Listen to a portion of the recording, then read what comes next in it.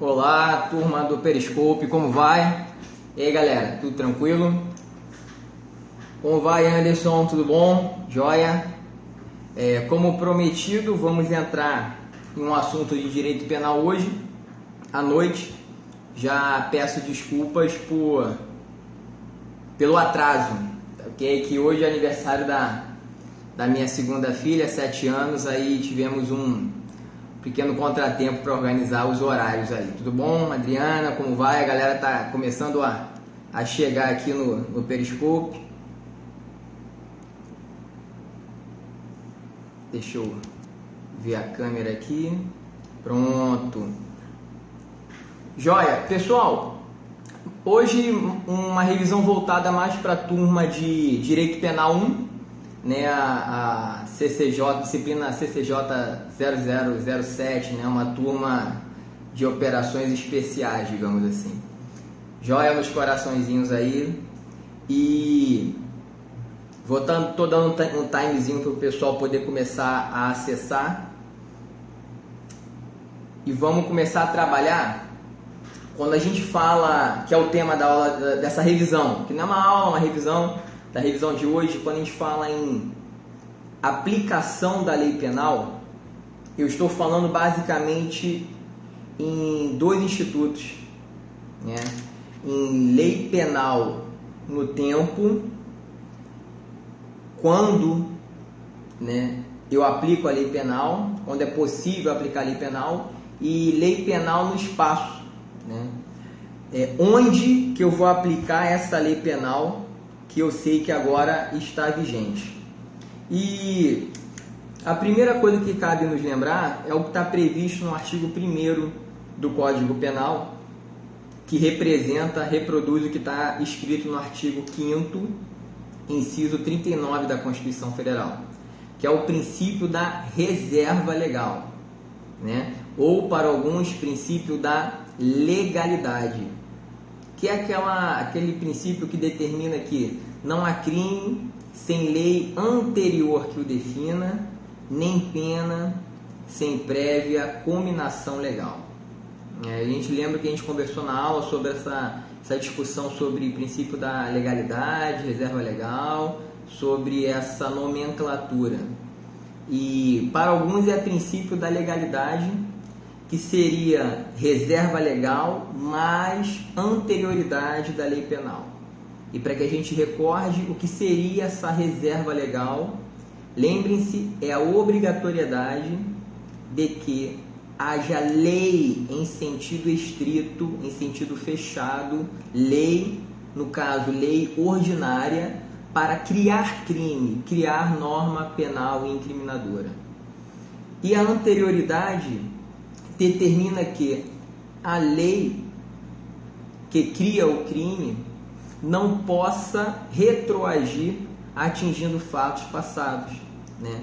Ou seja, uma das características principais da lei, vocês vão lembrar isso de introdução ao estudo do direito, é que a lei ela é prospectiva, a lei é para o futuro, né? A lei não, em regra, uma lei nova que entra em vigência hoje não trata de fato passado, de um acontecimento ocorrido no passado, não. A lei que entra em vigor hoje, ela é prospectiva, ela vai irradiar efeitos para o futuro, ou seja, a lei de hoje só vai tratar de fatos que vão acontecer e não fatos que aconteceram. Essa é a regra.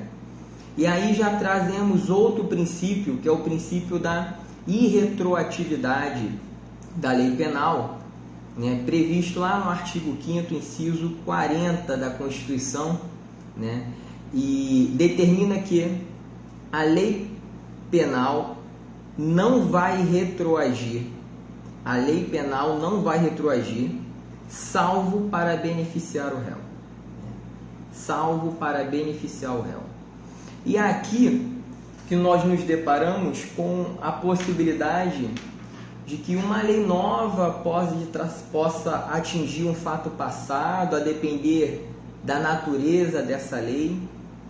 E aí, quando nós nos deparamos com o que está previsto no artigo 2º do Código Penal, que trata da abolitio criminis, vou ler aqui para os doutores para que os senhores relembrem, né?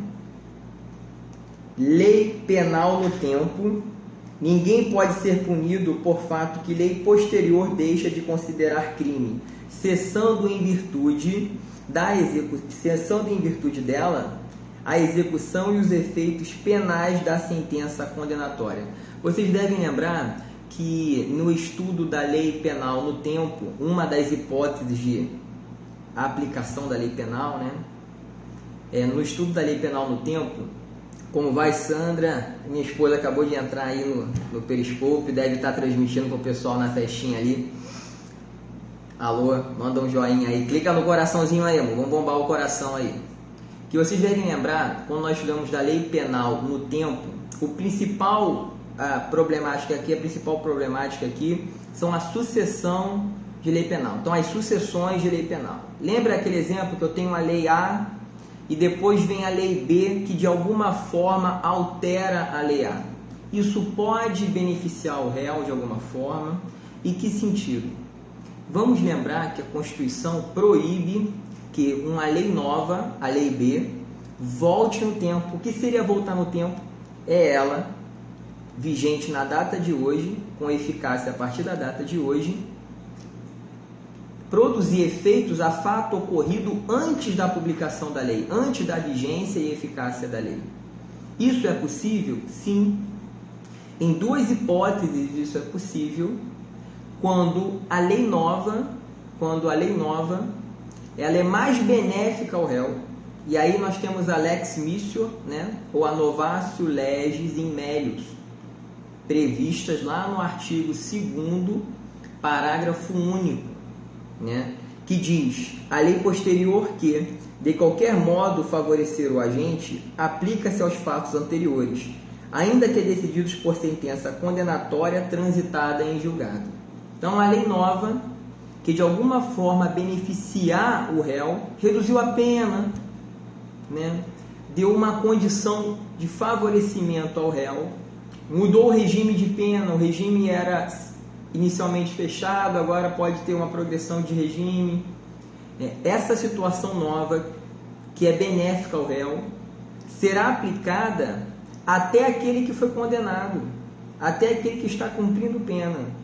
Lembre-se que eu falei da lógica disso, né? Se o direito hoje trata o fato de uma forma mais benéfica para o cidadão, eu não posso ter uma situação em que o cidadão de hoje é punido mais brandamente e o cidadão que ontem cometeu o mesmo fato criminoso é punido de forma mais gravosa. Isso não é lógico e o direito prima pela lógica, né? Não há normas contraditórias no direito. E a outra hipótese é quando a lei nova elimina o fato jurídico, o fato típico, o fato criminoso. Quando a lei nova elimina do mundo jurídico o fato típico, o fato criminoso, aquele que está sendo processado, aquele que está sendo investigado, aquele que foi condenado, aquele que está cumprindo a pena, não irá mais cumprir a pena, não irá mais responder o processo, tampouco ser investigado. Aí nós temos a hipótese do abolitio criminis. Então a lei nova, ela eliminou o fato jurídico, o fato típico, tá ok? A diferença básica aqui é que a lei posterior melhora a situação do réu e aí ela vai atingir um fato ocorrido no passado, ou a lei nova elimina o fato jurídico, elimina ele do rol de crimes, tá ok? Vocês devem lembrar de um instituto que eu comentei chamado Talento. Rafael, tá lenta a internet? Tá travando? Como é que tá? Tá meio travando? Clica em coraçãozinho aí para ver se vai, clica na tela para ver se vai subir. Coraçãozinho aí, de repente pode ser a tua. Como é que tá, pessoal? Tá travando muito a tela ou tá tranquilo? Tá travando muito a tela ou não? Tá travando muito? Mas só para você, Rafa? Ou tá travando para mais alguém? Aqui tá perfeito, a Adriana. De repente a posição chega mais perto do... travando um pouco. E eu tô perto do roteador, né? Mas eu vou continuando aqui. Vai clicando no coração para ver se vai clicando na tela para ver se está subindo se está travando. Se estiver travando, a gente tenta reiniciar, tá ok? Mas eu vou continuar. Vocês devem recordar de um instituto que eu comentei, chamado Instituto o princípio da... fugiu aqui o nome agora. O princípio da continuidade normativo-típica, né? Ele tem até um nomezinho meio estranho, continuidade normativo-típica. O que é isso? Lembra que eu dei a hipótese do delito de estupro e o delito de atentado violento ao pudor? Antes de 2009, eles eram previstos em tipos penais distintos. O estupro previsto no artigo 213 e o atentado violento ao pudor previsto no artigo 214. O que aconteceu em 2009? Nós tivemos uma lei que ela elimina o artigo 214, ela revoga o artigo 214. A questão era saber se essa lei de 2009 teria abolido o fato típico, o fato criminoso, o atentado violento ao pudor. Vocês vão perceber da leitura atual do artigo 213 que, além da conduta de conjunção carnal típica do estupro, também está inserido no 213 a conduta do atentado violento ao pudor, outro ato libidinoso praticado. Perceba que em 2009 o legislador não eliminou a conduta criminosa do atentado violento ao pudor do mundo do crime, não eliminou. Ele retira ela de um tipo penal e coloca em outro tipo penal. Isso se chama continuidade normativo típica. A pessoa estava sendo processada por um tipo penal e agora vai continuar sendo processada. Só que a conduta, porque a lei nova não elimina a conduta, só muda a topografia da conduta. Ela estava em um artigo, agora está em outro artigo. E aí eu fiz o paralelo com a hipótese do adultério. O adultério, ele foi revogado. Não apenas o próprio tipo penal, não apenas a própria previsão típica, bem como a própria conduta delitiva. Quando a gente observa o artigo 240 do Código Penal, em 2005, o adultério foi varrido do direito penal, não é mais crime. Lembra daqueles princípios que nós trabalhamos? Princípio da lesividade, ofensividade. Mais importante do que eles, o princípio da exclusiva proteção dos bens jurídicos. Ora, a relação matrimonial, né, aquela famosa pulada de cerca, não é objeto a ser trabalhado pelo direito penal, não é.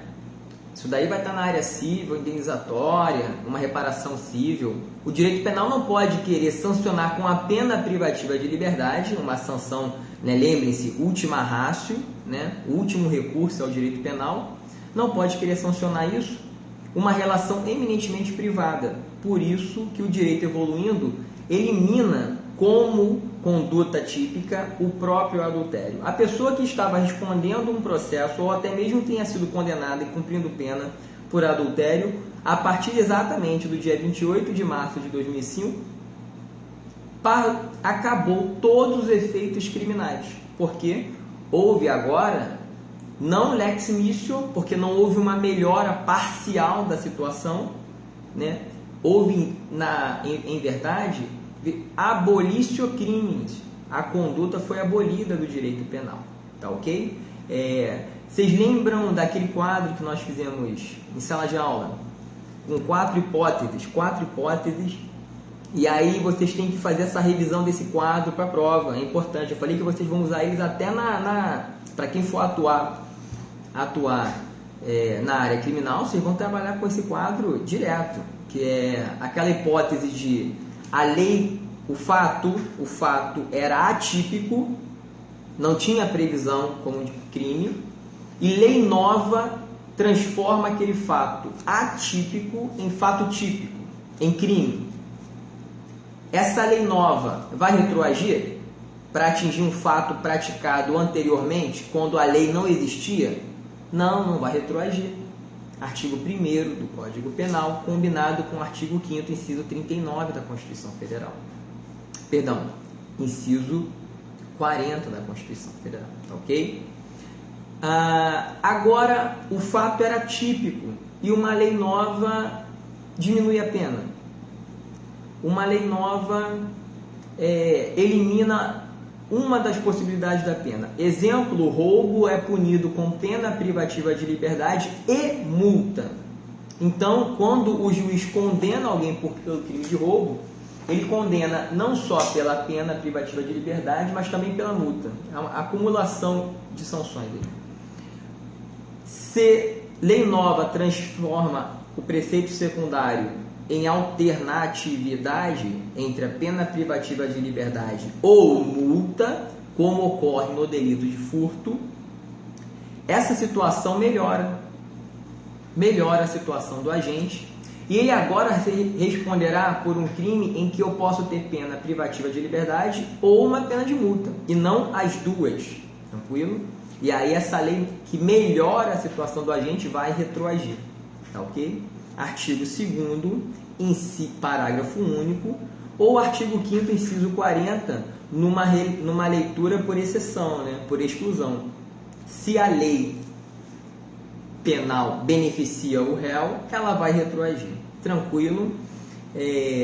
Finalizando essas breves palavras sobre lei penal no tempo, nós temos que lembrar da teoria que trata quando o crime foi praticado, né? Está lá prevista no artigo 4º, de forma expressa, a teoria da atividade. Vocês lembram que eu trabalhei com vocês 3 teorias? A teoria do resultado, a teoria da atividade e a teoria mista, ou da ubiquidade. O direito penal, por questão de política criminal, adotou a teoria da atividade. Artigo 4º. Tempo do crime. Considera-se praticado o crime no momento da ação ou omissão, ainda que outro seja o momento do resultado.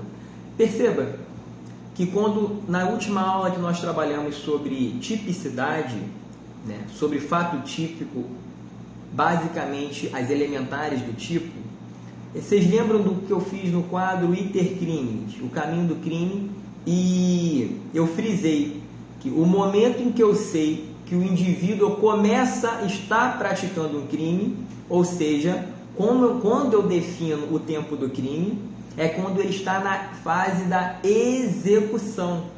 E executar, basicamente, em apertada síntese, é praticar a conduta descrita no tipo, é executar o verbo do tipo, né? O tipo penal tem um núcleo, o núcleo dele é o verbo.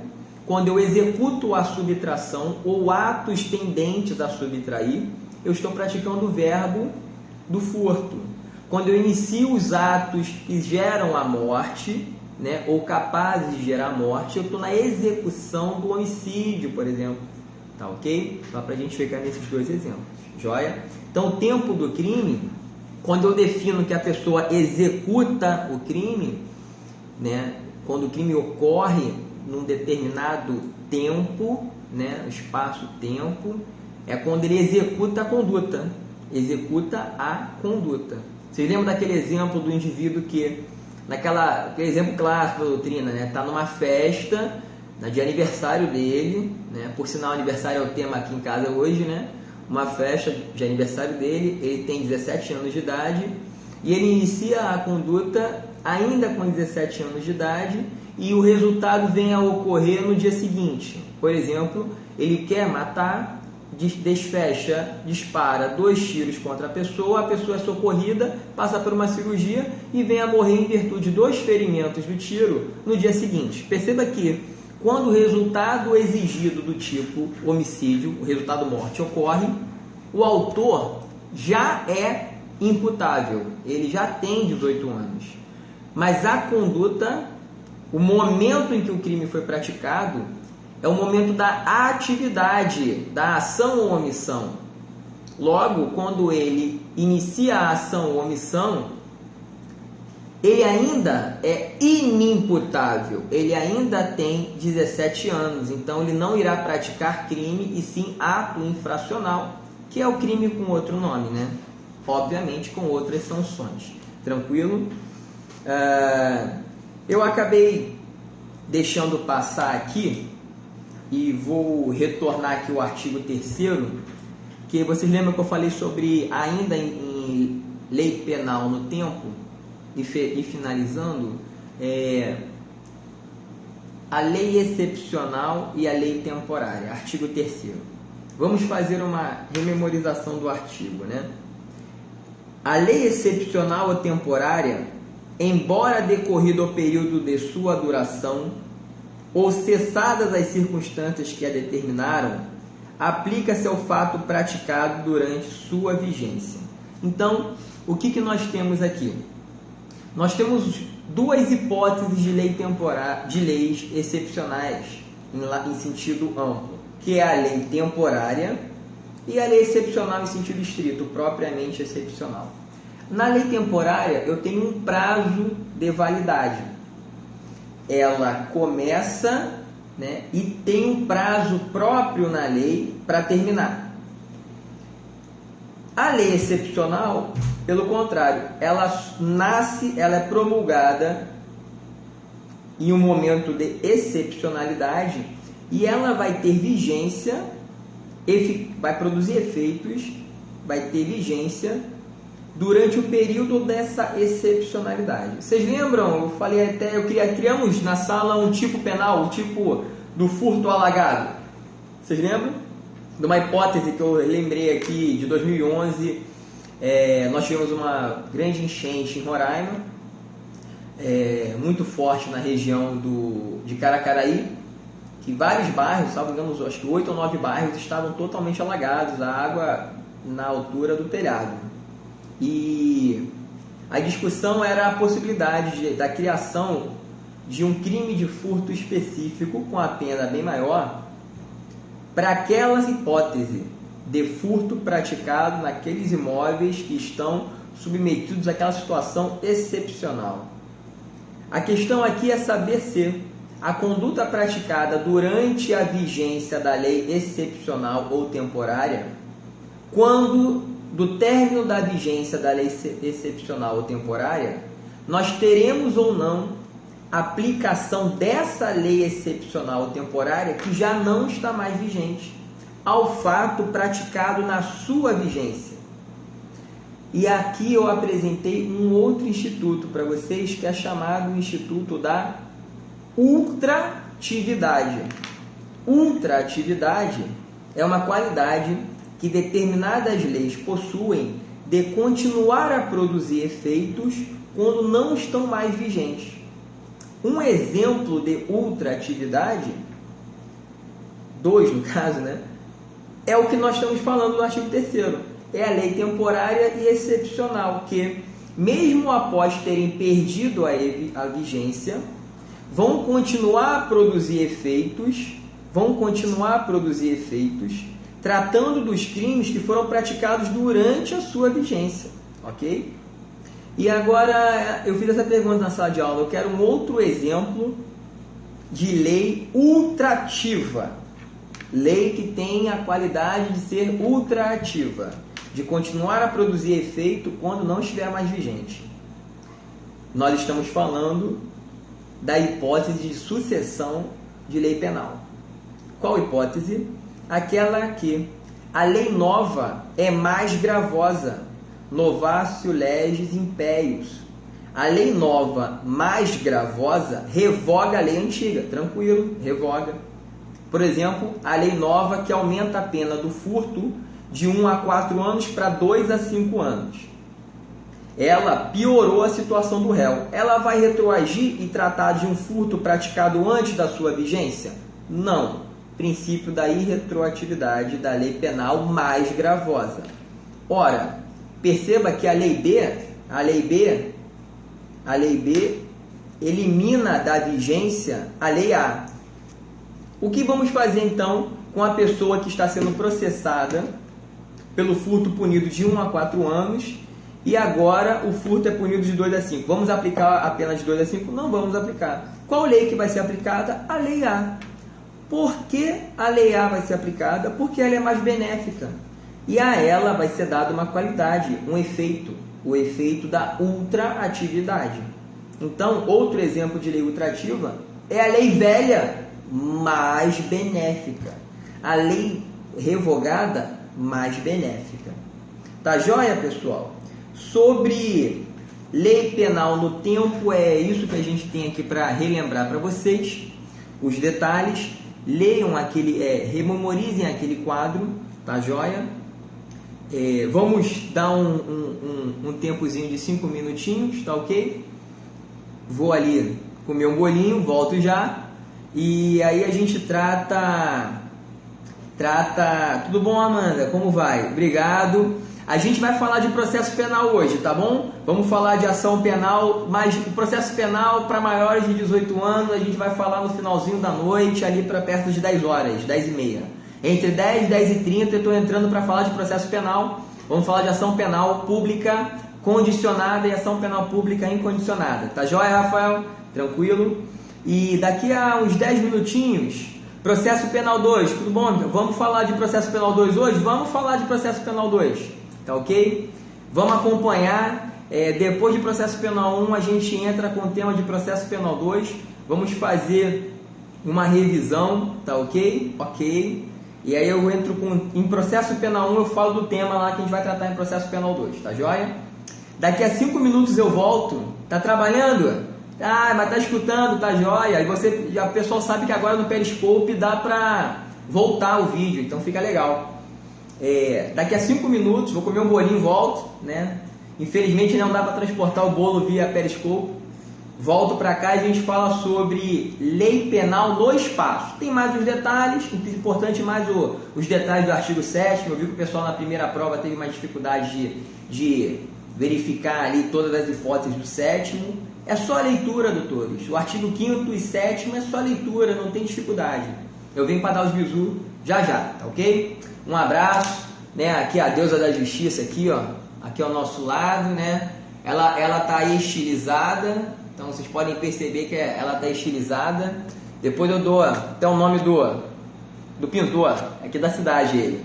Um abraço, até mais. Daqui a 5 minutos a gente volta com lei penal no espaço.